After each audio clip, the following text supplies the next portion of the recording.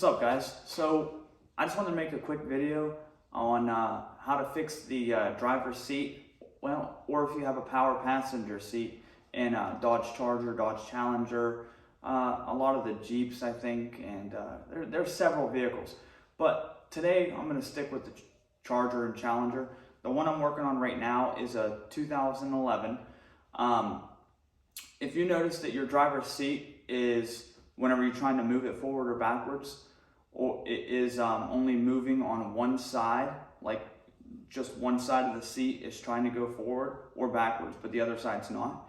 And then you look under your seat and you notice, you have a bar underneath there that has dropped, looks crazy, or you found a mess of like a big bundle of wires. Basically, it looks like something might have came undone.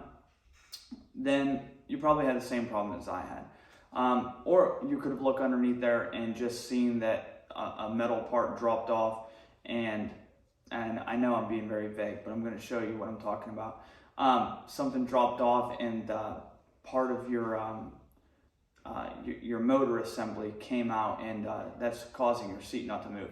I called the dealership and tried to order the part that I needed. They said it didn't exist. They couldn't get it. I would have to order the entire assembly, and it was like $190 plus tax. So it'd been well over $200, and it was pointless to change because there's nothing wrong with my motor. My motor works fine. So I found a part that I could replace that was just the part itself.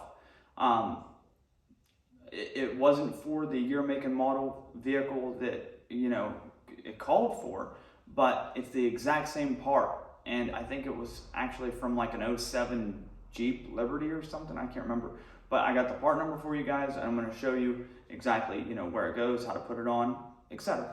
So without further ado, I'm going to show you what I'm talking about. Underneath your driver's seat or passenger, like I said, you might see something that looks like this. If this is the problem you're having, which this is just basically like a braided cable, and it is square on each end, and one end goes into the motor, the other end goes into a drive gear that's on the seat. You'll have one on each side of the motor for both sides of the seat. And what happens is sometimes these will bust apart, like they'll just fray into a bunch of individual pieces of cable, and this is the part that I could not get for the Charger, Challenger, anything. They said it didn't exist, but I went online and ended up finding this part, which is the exact same thing. And as you can see, it's not bent because it's new still, but it's identical. Here's the old one. Here's the new one. Same square tip, same length. Got the rubber cover. It is a bit updated, so it's got this little, I don't know what that material is. It's almost like a velour material. It's like a cushion that the rubber boot rides on. Probably just for extra protection, but as you can see, it's the exact same part. That part number, as you can see here, is 68270890 AA Alpha. So let's go over to the car now, and I want to show you where the issue lies in mine, because if the part that I showed you wasn't your problem and you had some other issue, I'm going to go over that now as well. As you can see, I've been under here messing around already, but all right. So this is under the driver's side seat. And if you look directly under here, the first thing you'll see is this bar here that goes across, and it has the electric motor mounted onto it.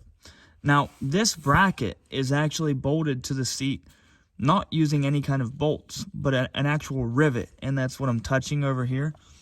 Let's get a better look at that. See that rivet right there?